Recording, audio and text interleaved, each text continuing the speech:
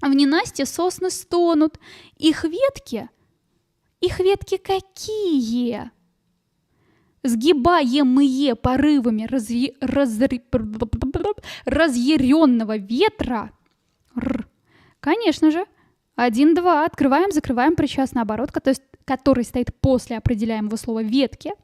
Ветки трещат, что делая, иногда царапая иглами по коре дерева. Конечно, в троечке мы открываем депричастный оборот, царапая чем? Иглами, царапая что?